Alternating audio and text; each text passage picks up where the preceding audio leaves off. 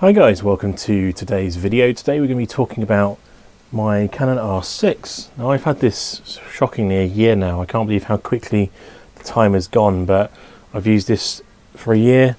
I've taken just under 30,000 photos with it, which isn't a great deal, but I have obviously had other cameras as well that I split duties between. But I think we're now in position to go through a yearly review, look through some of the photos that I think are top tier that I've taken with this camera, and then we'll talk through what my experiences are with the camera, what my thoughts are, and if you should buy it or not, basically. So let's get into the next stage now. Let's look at some of these photos that I've taken with the R6, and then we'll go from there and talk about the camera. So let's go on now. Okay, so the first photo here we're going to look at is of a lynx. This was the 70-200 at f2.8 because we were shooting through very thin wire here, but it does help that lynx has massive eyes and it has picked those up immediately and giving us a nice sharp image here. The eyes are really nicely detailed and everything looks absolutely as it should with this photo. So we're going to get a little bit of a mix of photos here. So this one is in Richmond Park in London. This is of a deer here through some wilderness and some bits. So this is with the 200-400 with the 1.4 converter engaged as well. You've got some of the bush in front here, nicely out of focus. Again, eye tracking straight in the eyes. Deer's looking straight at me. Ears are pointing at me as well, so it's clearly aware of my presence there. But yeah, super nice photo, really detailed, nice lighting and everything. The colours are really well processed as well by the camera, so really nice photo here. Okay, so this photo here is through glass. This is one of the tiger cubs at London Zoo. Slight green tinge to the photo, and that is because the glass has a green tinge to it. I've removed as much as I can without it looking a bit strange, but it's still slightly noticeable. But again, it's picked up the eyes, it's ignored that bit of grass in front of which is really good, because sometimes that can confuse the eye tracking system from my experiences, but it has produced a very nice sharp photo. Again, this is with the 200-400 without the 1.4 adapter engaged, but you can still see a very usable photo from that. And finally we're going to look here at one of the blackjacks at Chester Zoo, and the reason why I picked this one here is because black animals in general can be quite hard for the AF tracking that I found, but here it did lock onto the eye. When I look through in the review photos, it tells me that's the eyes in focus right here, and you can see the level of detail across her back there with all of the rosettes and everything across the back. Is really nice. There's a little bit of motion blur on the rear leg. This was with the 300mm with a ×2 converter on it, and is a super sharp photo. Would have liked to say probably a slightly higher shutter speed, but still got the photo that I wanted, perfectly in the middle. Everything's what I wanted is in focus, and the background is nice where it is, and the colours are really, really nice and popping. So that's some of the imagery that I've taken with the R6 over the past year. As you see, a very capable, very usable camera. Let's go through some of the points with the camera. So I love the eye tracking. It's been really good. In my opinion, slightly better eye tracking in this than the R7, and I've done a review on that, which I'll link down below separately. The fact that you can put a battery grip on here is by far one of the best features of this over the R7 in particular, but the fact that these are getting close to £1,000 second hand, they're absolute bargain in my opinion. If you want to go for a, in my opinion, very well built, capable mirrorless camera, and you don't mind being full frame, then this is definitely something you should be investing in. It's something that I wish I'd got instead of the R7 to start with and saved the money and got this instead, but at the time this was a much more expensive camera than it currently is.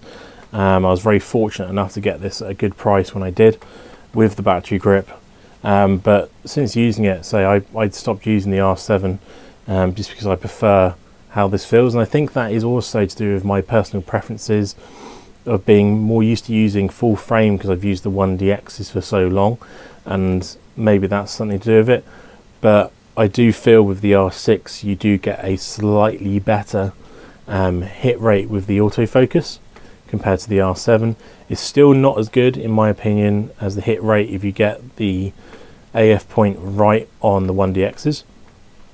Those things, when the focus point's in the right place, you'll never miss a shot.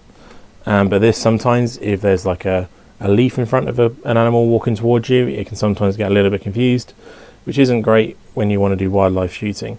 The only other thing I've got as a gripe really for this camera is not just linked to this camera itself, it's all mirrorless cameras. They just don't feel as well built as the old DSLRs. If you pick this up compared to even like a 7D Mark II, it just feels very light. It feels, you know, it is a magnesium body and it's weather sealed and everything like the 7D Mark II.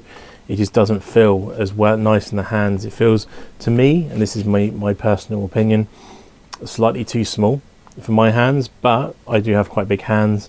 And again, I am used to running the 1DX range for the past good few years now.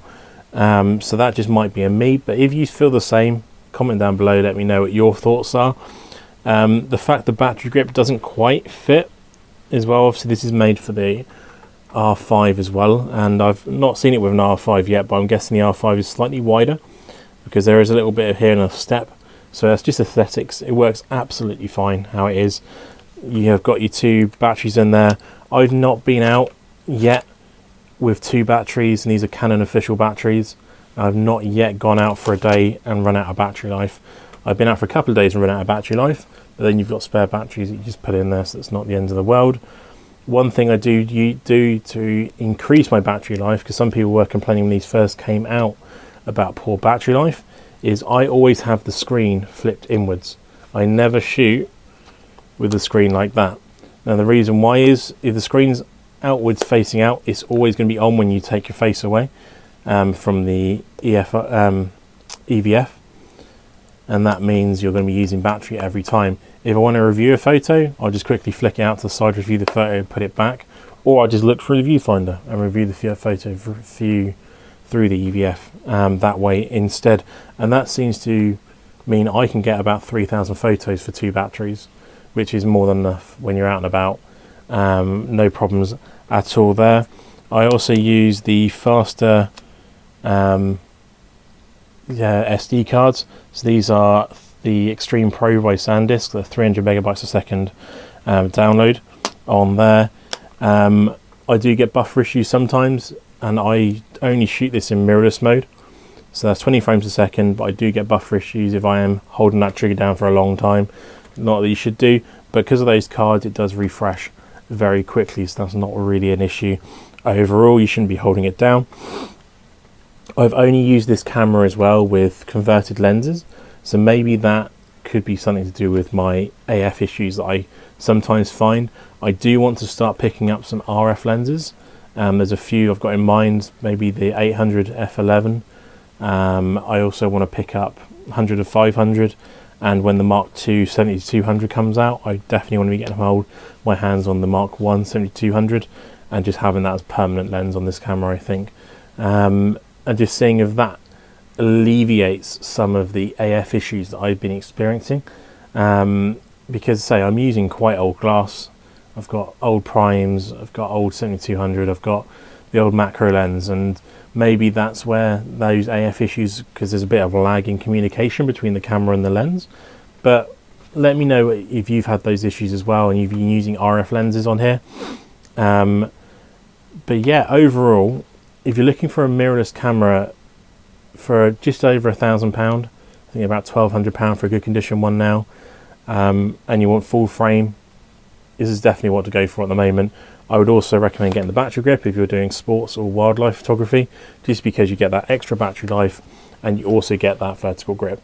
So you can get everything you need wherever you put your hands. And it also means if you go back to edit your photos, all your photos are the same orientation, because sometimes I've seen people trying to take photos like this and holding the trigger and holding it datingly like this, which just is very strange. But when you have it like that, you know all your photos are going to be the same way around. But if you've got an R6, you let me know if everything I've said is 100% correct, or if there's anything that you found that was the reason why you bought it, or the reason you didn't buy one, or any issues you found with it that I haven't picked up on. I'd love to hear them down below, and I guess all the other guys who subscribe to the channel would love to know as well. So thank you for watching as always. Please keep subscribing. We're getting so close to 1,000 subscribers now, which is absolutely incredible. When I first started the channel, I didn't think I would be near 1,000 this early. So thank you all personally for getting on board with me and liking the content and just watching it and sharing it as you guys do. And I will catch you guys in the next one. Thanks again. Goodbye.